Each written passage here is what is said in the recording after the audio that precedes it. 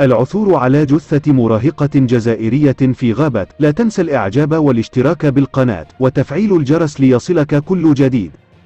العثور على جثة مراهقة جزائرية تبلغ من العمر 14 سنة في غابة جنوب مدينة لييج ببلجيكا. وحسب ما هو متداول، الفتاة تعرفت على شاب عبر مواقع التواصل الاجتماعي، وبعدها التقت به ليقوم باختطافها إلى غابة وقتلها. عائلتها قامت بالتبليغ عن اختفاء الفتاة، وبعد التحري عثر على الفتاة مقتولة في غابة، والشاب الذي ذهبت معه عثر عليه مشنوقا. من جهتها قامت الشرطة بفتح تحقيق في القضية. القنصلية العامة ببروكسل تقدمت بالتعازي إلى أسرة المرحومة.